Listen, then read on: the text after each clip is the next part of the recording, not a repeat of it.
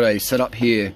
This is a Thompson post, and it's going to be a layback post, right? So what we're going to do is we're going to flip it around. So that's how it's normally, like laid back, and we're going to flip it forward. And copy this from Adam Hansen inspiration.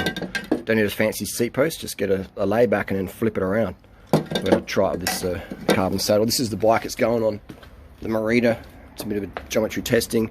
And see, on this saddle, you've got it slammed all the way forward. It won't go any further. And this is a 0 offset Thompson Masterpiece. I like the Thompson post because you can really micro adjust it and get that angle just dialed to what you like on any given day. But I want it more forward, so I have to put it in different seat posts. This is a layback seat post if you want it more back, and then you just flip it around like that if you have it more forward. And what we'll have to do is rotate this clamp. So this is the front. I have to make sure this front is at the front. I'm not sure if this is necessary, but we'll just try it anyway. So we'll have it more front, more slam position. I could probably go a smaller frame, but this is as small as I could get.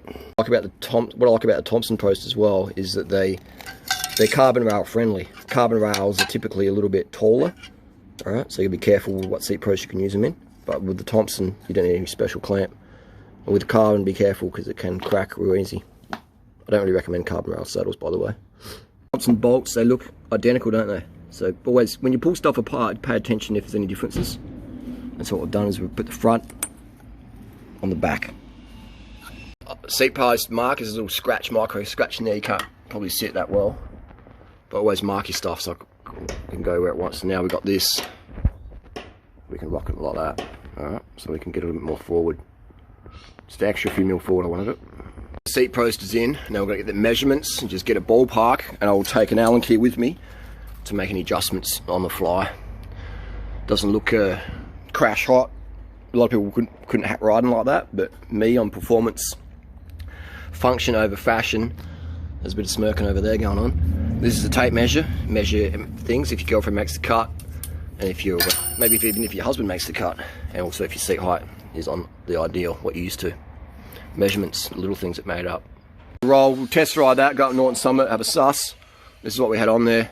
And so shout out to Steve Hogg for getting me on the Thompson post back in the day. Shout out to Steve Hogg. He gave me some great tips. Thompson, my favourite seat post ever. Just so adjustable.